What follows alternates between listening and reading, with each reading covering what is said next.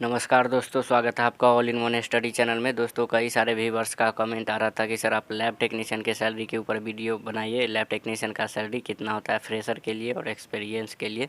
तो आज का हमारा ये वीडियो इसी टॉपिक पे है। अगर आप लैब टेक्नीशियन का स्टूडेंट है तो जाहिर सी बात है कि आपके दिमाग में सैलरी का सवाल आता होगा। DMLT या BMLT कोर्स कर रहे हैं तो या करना चाहते हैं तो आपको इसका सैलरी जान लेना चाहिए। देखिए, लैब टेक्नीशियन की सैलरी की बात करें तो इसका सैलरी हर एक जगह डिफरेंट होता है, हर एक स्टेट में और हर हॉस्पिटल और पैथोलॉजी में। यदि आप प्राइवेट सेक्टर में जॉब करते हैं तो आपका सैलरी अलग होता है, और यदि आप गवर्नमेंट सेक्टर में जॉब करते हैं तो आपका सैलरी अलग होता है।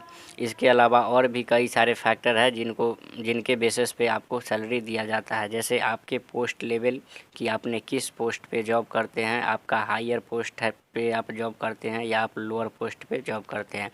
आपके कोर्सेज़ पे भी डिपेंड करता है कि आपने किस लेवल की कोर्सेज़ किया है लैब टेक्नोलॉजी कोर्स के अंदर। और सबसे ज़्यादा आपका सैलरी आपके एक्सपीरियंस पे डिपेंड करता है, आपके पास कितना एक्सपीरियंस है। और अगर आप लैब टेक्नोलॉजी के अंदर आप हायर स्टडी करते हैं तो आपका सैलरी काफ़ी अच्छा होता है। तो चलिए इन सारे पॉइंट्स को समझते हैं और आपका एवरेज सैलरी आपको बताएंगे, फ्रेशर के लिए भी और एक्सपीरियंस के लिए भी, कि कितना सैलरी होता है और हायर स्टडी करने के बाद कितना सैलरी दिया जाता है। देखिए, लैब टेक्नोलॉजी के अंदर 3 टाइप के कोर्स आता है। फर्स्ट सर्टिफिकेट कोर्स, दूसरा डिप्लोमा कोर्स और तीसरा डिग्री कोर्स। इसको DMLT और BMLT होता है।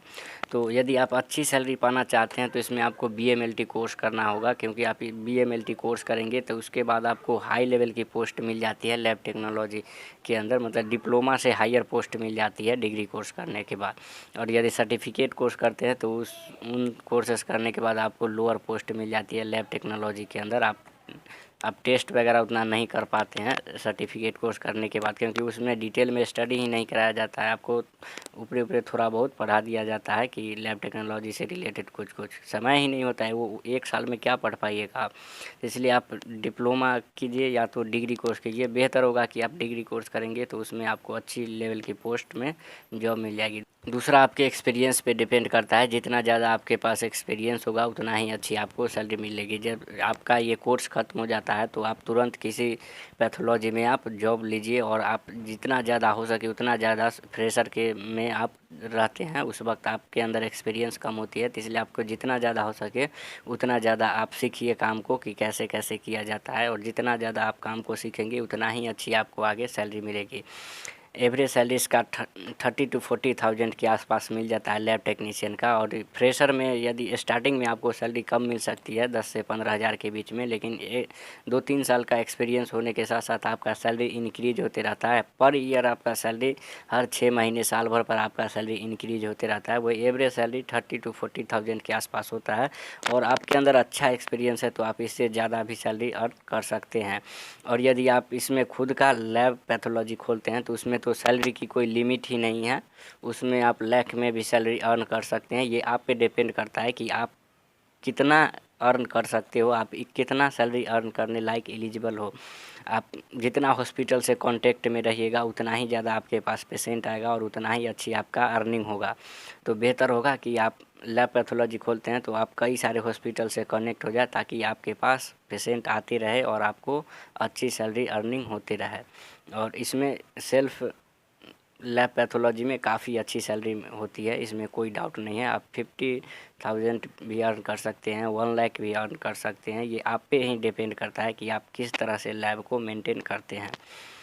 और यदि आप फॉरेन कंट्री में जॉब के लिए जाते हैं तो वहाँ तो और काफ़ी अच्छा सैलरी है।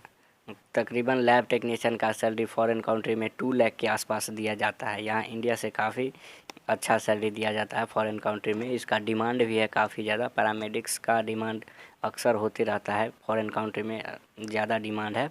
तो इसका सैलरी काफ़ी अच्छा मिलता है फॉरेन कंट्री में, अराउंड 2 लाख के आसपास। तीसरी, यदि हायर स्टडी की बात करें तो यदि आप लैब टेक्नीशियन के अंदर हायर स्टडी करते हैं, इसमें जैसे PhD और MSc वगैरह भी, ये सब करने का मौका तभी मिलेगा जब आप BMLT करेंगे। उसके बाद ही डिग्री कोर्स करने के बाद ही आप PhD और MSc वगैरह कर सकते हैं। यदि MSc और PhD वगैरह कोर्स कर लेते हैं तो उसके बाद आप टीचिंग के फील्ड में जा सकते हैं। जैसे आप टीचर या प्रोफेसर के तौर पे किसी भी मेडिकल कॉलेज या यूनिवर्सिटी में आप जॉब कर सकते हैं और आप अच्छी सैलरी अर्न कर सकते हैं। किसी भी प्रोफेसर का सैलरी आपने कभी भी सुना होगा तो देखिए उसका 50,000 प्लस ही सैलरी होता है।